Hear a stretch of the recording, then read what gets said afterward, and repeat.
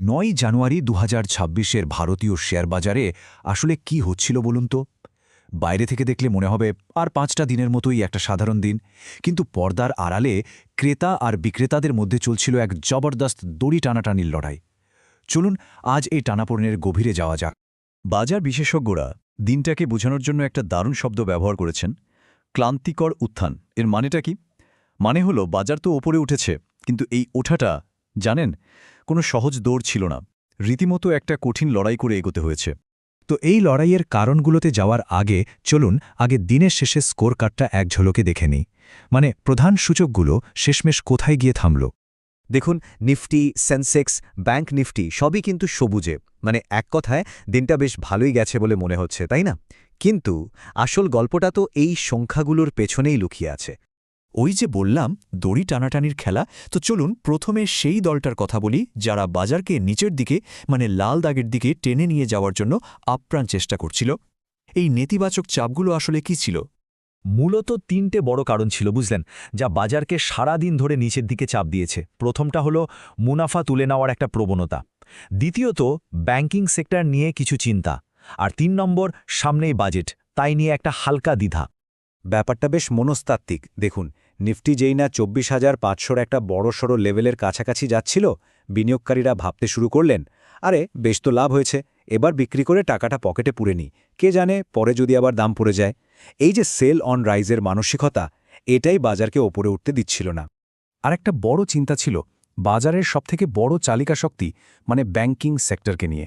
একটা আশঙ্কা ছিল যে এইচডিএফসি ব্যাংকের মতো বড় বড় ব্যাংকগুলোর নেট ইন্টারেস্ট মার্জিন হয়তো কমে যেতে পারে। এখন সহজ কথায় এই মার্জিনটা কি?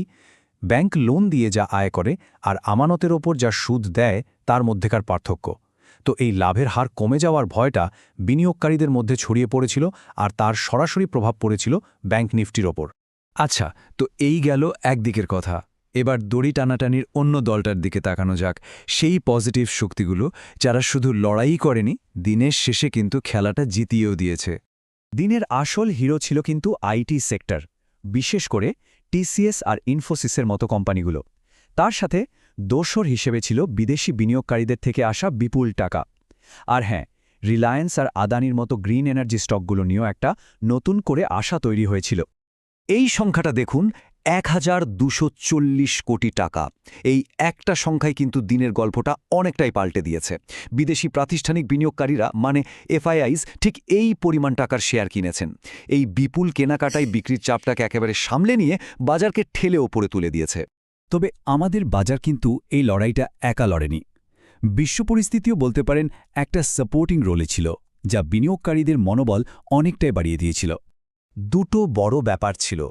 একদিকে আমেরিকার বাজারে একটা খুশির হাওয়া, কারণ সেখানকার ডেটা দেখে মনে হচ্ছিল যে সুদের হার হয়তো কমানো হতে পারে। আর অন্যদিকে অপরিশোধিত তেলের দামটাও বেশ স্থিতিশীল ছিল।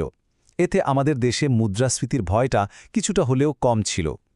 এই দুটো বাইরের ফ্যাক্টর আমাদের বাজারের জন্য একটা ভালো ব্যাকগ্রাউন্ড তৈরি করে দিয়েছিল। তাহলে এই যে দুই বিপরীত শক্তি, একদিকে বিক্রির চাপ, অন্যদিকে কেনার ধুম, এই দুটোকে একসাথে করলে দিনের বাজারের চরিত্রটা ঠিক কেমন দাঁড়ায়? আর আমাদের মতো বিনিয়োগকারীদের জন্য এর আসল সংকেতটা কি? মনে আছে, শুরুতে একটা শব্দ শুনেছিলাম আমরা, ক্লান্তিকর উত্থান। এবার এর মানেটা পরিষ্কার হয়ে যাবে।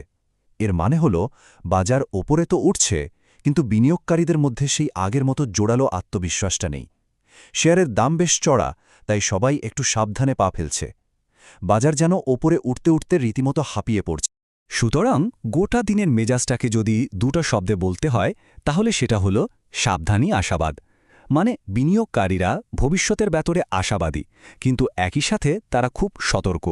ভালো সুযোগ খুঁজছেন ঠিকই, কিন্তু খামোখা ঝুঁকি নিতে কেউই রাজি নন। দিনের শেষে দড়ি টানাটানির এই খেলায় ষাঁড়েরা, মানে ভুলছয় তো জিতে গেছে। কিন্তু এই ক্লান্তিকর উত্থানের পর একটা বড় প্রশ্ন কিন্তু থেকেই যাচ্ছে, এই জয়ের পর তারা কি খুব ক্লান্ত হয়ে পড়েনি? পরবর্তী লড়াইয়ের জন্য তাদের শরীরে আর কতটা শক্তি অবশিষ্ট আছে? বাজারের এই উত্থানটা কতটা টেকসই হবে, সেটাই এখন সবচেয়ে বড় দেখার বিষয়।